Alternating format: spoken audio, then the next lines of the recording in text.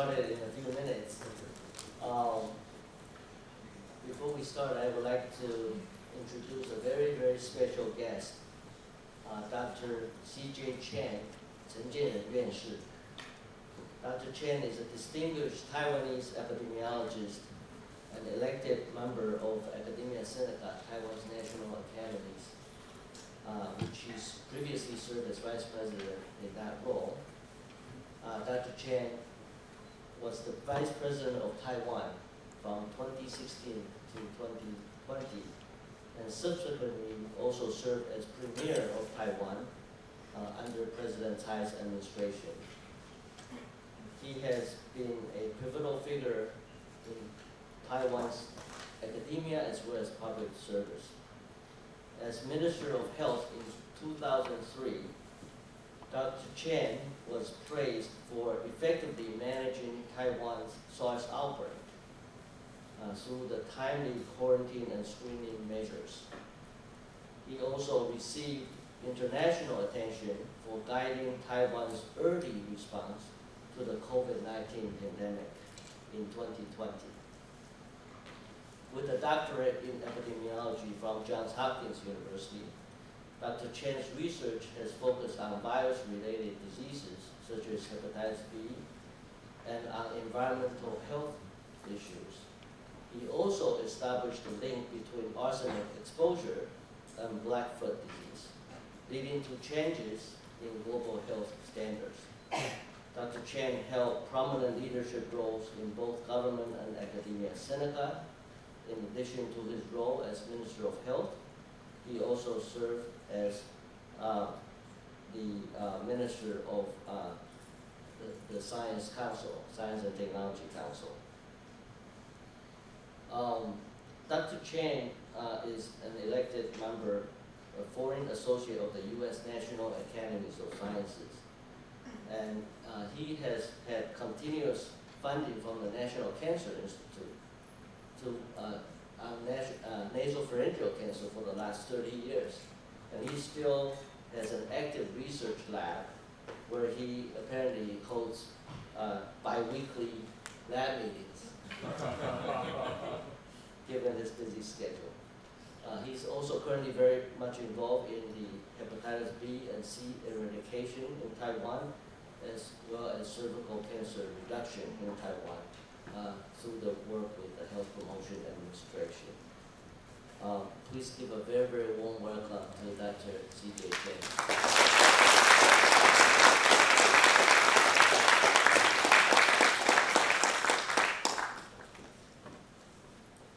Thank you very much, Jason, for your very kind introduction. Professor Andrew Huang, Professor Jason Wang, and distinguished speakers who have come up from afar, and also leaders in medical education and healthcare in Taiwan. Ladies and gentlemen, good morning, everyone. It is really my great honor and pleasure to be invited by Professor Huang and Professor Wang to say a few words in this very important 2025 Future of Medicine and Medical Education Reform Symposium. First of all, I would like to thank all the outstanding invited speakers for sharing your insight so that we can learn how to improve the future development of medicine and innovate medical education. This is of great significance and benefit to Taiwan's healthcare system and medical education. And Professor Huang founded the Medical Education Promotion Fund in 1998 and served as its chairman. And this fund promotes Taiwan medical education a lot. And at that time, he tried to set up the role model for the medical education in Taiwan. And from 2000 to 2006, Professor Huang also served as the chairman of National Medical Quality Committee of the Department of Health, now the Ministry of Health and Welfare. And I would like to thank him because when there's a SARS outbreak, I was appointed as the health minister, so he helped me a lot this SARS containment. And he always emphasized the need to use novel and cost-effective medical technology to promote Taiwan's healthcare and to strengthen the professional standards of medical personnel through intensive and comprehensive medical education. So I remember when SARS hit Taiwan in 2003, we already have good medical institution with good quality of healthcare under this the chairman of the health quality committee, and he promote the standard of Taiwan hospital a lot. And through his effort, I think that at that time we consider, yes, we may be ready for it.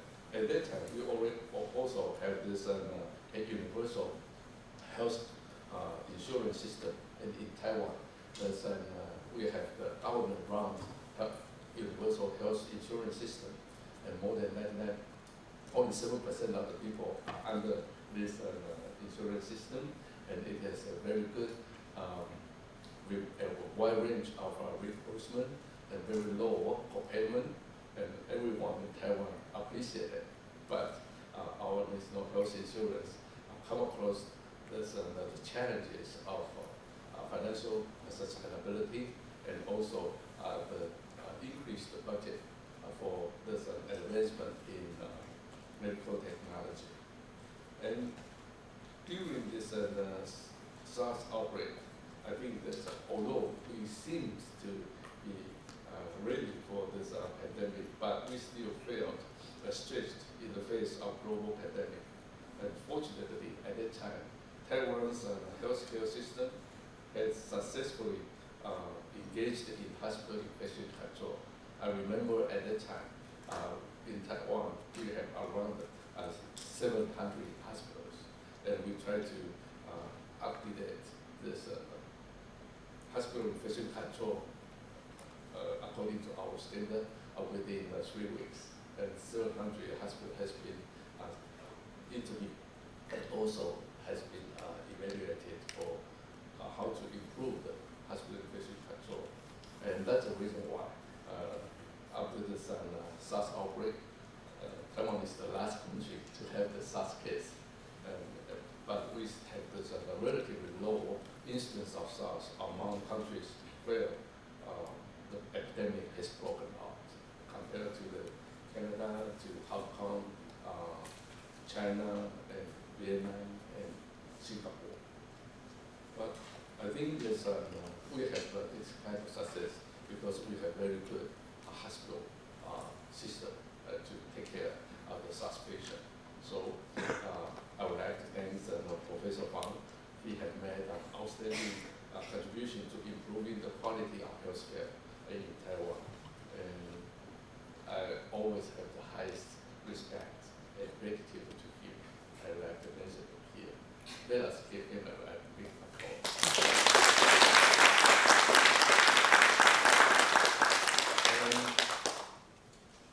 At the beginning of the COVID-19 pandemic in 2020, and Professor Jason Wang has published Taiwan's successful epidemic prevention measures in important international medical journals, including JAMA and so forth, and allowing everyone to understand Taiwan's effort to strengthen non-pharmaceutical intervention, including hospital infection control, odor control, and cross-contact tracing and testing, and also the home isolation of the close contacts, and face mask wearing, and also the social distancing.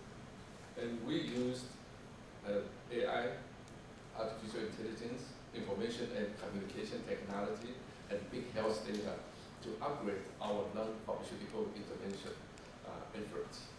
And although there was no city lockdown and no universal screening, Taiwan had 0 confirmed cases for more than 250 days in 2020. And everyone went to work and went to school as usual. But the economic growth rate remained positive. And this is very few countries in 2020. with the protection of the national health insurance and the active epidemic prevention efforts of the entire people, Taiwan used these non-pharmaceutical interventions to ensure that Taiwan was minimally affected by the pandemic. And I would like to thank Professor Wang for his efforts to share Taiwan's epidemic prevention measures internationally.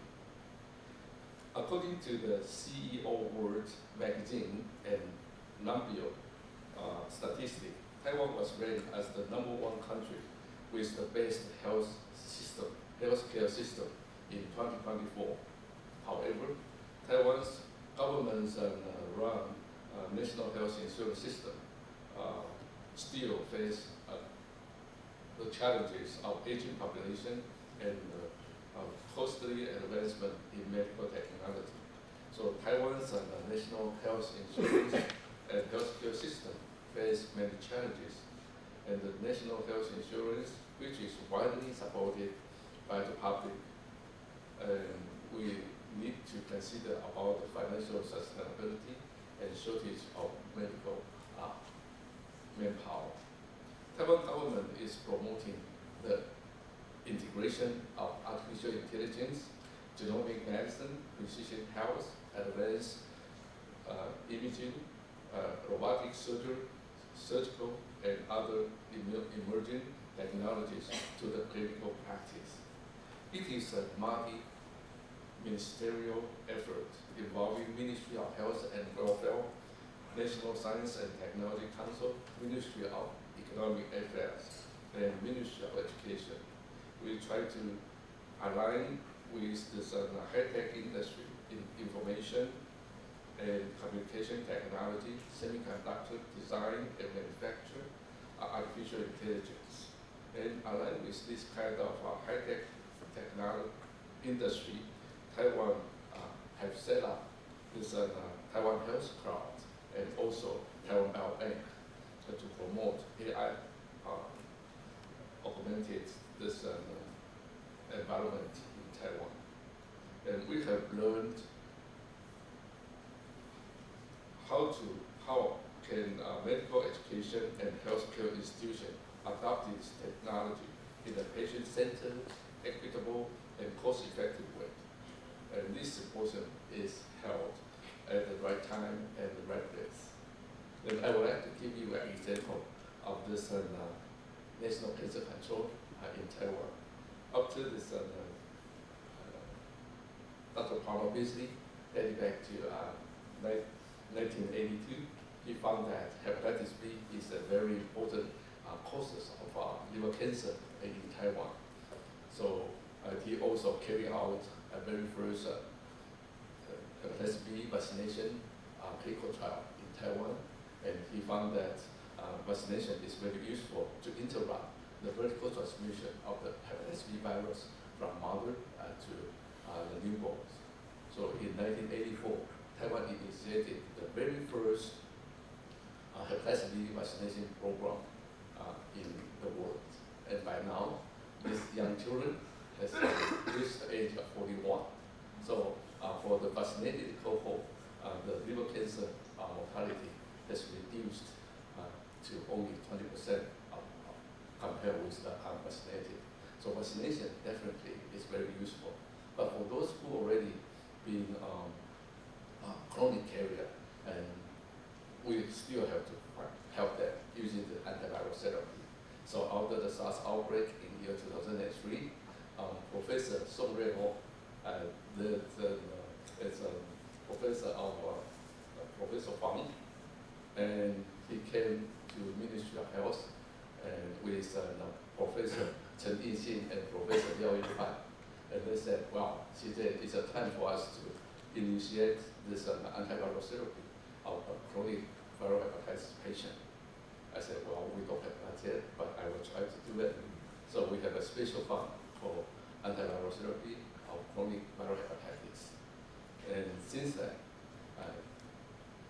up to 2024, our liver cancer mortality has reduced 60% through the antiviral therapy. So this is a very good example to say that if we can identify the cause of the cancer, then we can prevent it in a very useful way. So through the HPV vaccination and antiviral therapy, our liver cancer mortality can reduce significantly, and that's one of the reasons that our current president, Chen, he is also a medical doctor. He has claimed that Taiwan's going to reduce cancer mortality 1/3 by 2030. It's a kind of challenge. But we try our best to promote this early detection of various cancer. And for example, for the nasopharyngeal carcinoma, I'm very fortunate to have the chance under the help of this Professor Huang, dating back to 1989. We started our NCI collaborative study, and by now we know how to have a good diagnostic for the screening of nasopharyngeal carcinoma.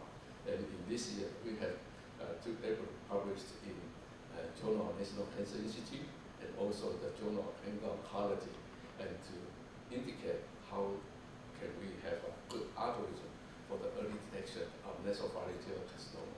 So Professor Huang contributed a lot to Taiwan's cancer prevention. I'd like to thank him very much. And this is for nasopharyngeal carcinoma. For cervical cancer, and we studied this cancer screening program dating back to 1995 when this National Health Insurance system was established. And now the cervical cancer mortality reduced more than 70% now.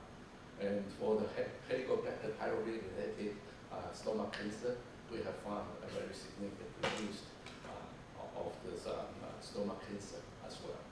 So this is kind of example, but still there are some liver cancer patients, and I found to have the cancer at a very late stage, and nowadays we have to use this immunotherapy or cell therapy to help this kind of patient. But it is very costly, so the government said, okay, when I was in the executive, we had to set up the cancer new drug funds for this new technology to be introduced into Taiwan. So this is the case that Taiwan always try its best to help the cancer patient. But we hope that through this National Cancer Control Program, and we can really help the people in Taiwan and reduce the cancer mortality as reached by our president letting the 1/3 reduction in cancer mortality by 2030 is a kind of challenge, but still some opportunity to achieve it. Okay. So with that, I would like to say that in order to implement a very good healthcare system, then we have to have a very good medical education, and our medical doctor, nurses, and also there's paramedical personnel. They are doing very well to help people in Taiwan. But we have to increase the salary, of course, and also to increase their knowledge and experience to provide very good healthcare system. So I trust today's speeches and panel discussion will benefit Taiwan's healthcare and medical education significantly. With that, I trust us and best wishes for a very successful and fruitful symposium. And thank you very much. Thank you.